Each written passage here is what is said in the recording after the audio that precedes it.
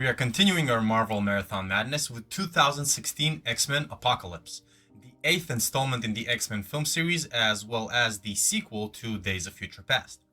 Now, the plot of this film follows the ancient mutant En Sabah Nur, also known as Apocalypse, who is revived in 1983 and plans to recreate and reshape the world to his liking, leading the X-Men to try to stop him and defeat him and his four horsemen, who are powerful mutants themselves. So, let us go ahead and jump straight into the plot. In 3600 BC, the aging but powerful mutant En Sabah Nur rules ancient Egypt. Following a ceremony in which his consciousness is transferred into another man's body in order to gain his healing factor mutation, he and his four followers, the Horsemen of the Apocalypse, are betrayed by conspirators. In the process, his followers are killed and he is entombed alive. We jump to 1983, where we see Scott Summers manifesting his powers to shoot concussive kinetic energy blasts from his eyes, so his older brother Alex, aka Havoc, takes him to Professor Charles Xavier's educational institute, hoping that Xavier and Hank McCoy will teach him to control his mutation. Scott meets the telepathic and telekinetic Jean Grey, and the two develop an attraction. Meanwhile, in Egypt, En Sabah Nur is awakened by a group of worshippers. He meets a mutant who can control the weather, Aurora Monroe, and learns about humanity. Determined that humanity has lost its way, he plans to remake the world. After he enhances her powers, Monroe becomes his follower and first horseman. In East Berlin, shape-shifting mutant Raven discovers Kurt Wagner, a mutant who can teleport.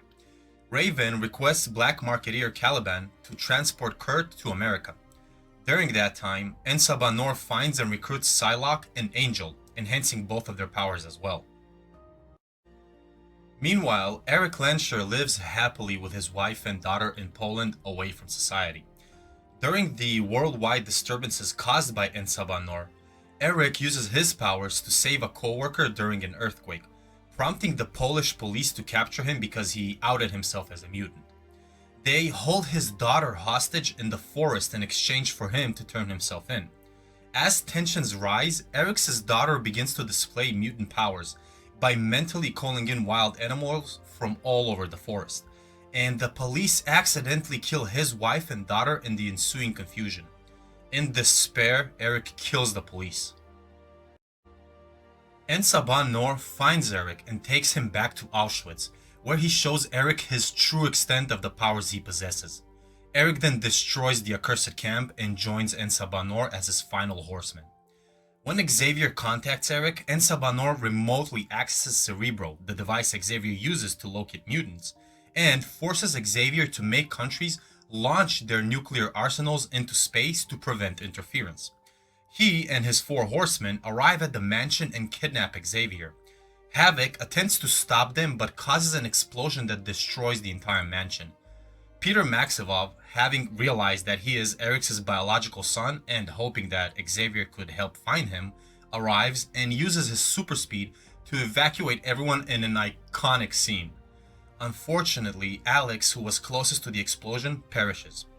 Colonel William Stryker's forces then capture Hank, Raven, Peter, and Moira and take them for interrogation. Scott, Jean, and Kurt secretly follow them and liberate their teammates using Stryker's experiment weapon X, our boy Wolverine, whose memories Jean then partially restores. Eric then uses his powers to alter the Earth's magnetic field, causing destruction across the entire planet. En Sabah Nur plans to transfer his consciousness into Xavier's body to gain his psychic powers. Xavier then sends a telepathic distress call to Jean and the others, who travel to Cairo to battle En Sabah Nur and his horsemen. They rescue Xavier and flee in their plane. Now, when Angel and Psylocke attack the plane, Nightcrawler teleports his friends away. Psylocke manages to jump safely, but Angel is seemingly killed in the plane crash. Having seen the error of their ways, Eric and Aurora turn on En Sabah Nur and, with Scott's help, keep him occupied physically while Xavier fights him telepathically in the astral plane. Now, as Xavier starts to lose the battle, he asks Jean to unleash the full strength of her abilities, and she incinerates En Sabah Nur with her dormant power. As the fight winds down, Psylocke uses that moment to escape. Xavier restores Moira's memory that he erased at the end of first class, and they rekindle their relationship. Eric and Jean help reconstruct the school, but Eric then turns down Xavier's offer to stay and help teach. Peter decides that, at least for now, he will not tell Eric that he is his son. Using confiscated Sentinels, Hank and Raven train the new X-Men recruits: Scott, Jean, Aurora, Court, and Peter. We get a post-credit scene where we see suited men visit the Weapon X facility to retrieve an X-ray and a blood sample marked Weapon X on behalf of the Essex Corporation, hinting that Nathaniel Essex, aka Mr. Sinister, could have been the primary antagonist for the future installments.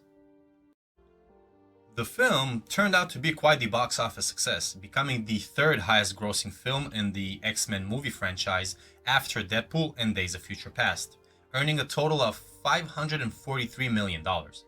Now, with that being said, the critical and audience response to the film was not the best, as many critics panned it as an oversaturated picture that is filled with meaningless action and even at times simple and goofy dialogue, while many audience members did not appreciate the way Apocalypse was brought about on the big screen. Now, me for one, I kind of agree and disagree, if that makes sense. Visually, the film is done beautifully, and the cast was honestly pretty great, with McAvoy and Fassbender being their awesome selves, and bringing on Oscar Isaac to the team was excellent. The younger actors were also great, with Evan Peters still being my absolute favorite. Quicksilver saving everyone with Sweet Dreams playing in the background is probably by far my favorite scene in any X-Men movie. It is just so awesome. Now, with all that being said, I do 100% agree that Apocalypse was underutilized and misrepresented with how he was written, as he was really watered down from the iconic menace that he is in the comics. Also, the Wolverine cameo was just unnecessary and misplaced. The editing was also kind of odd, as it jumped from one scene to the other abruptly, and it made the film feel a little jarring at times. Now, overall, the action and effects are great. The cast brought their A game, but the flow of the story and writing could have been so much better, and that is why I'm giving it a 6.5 out of 10.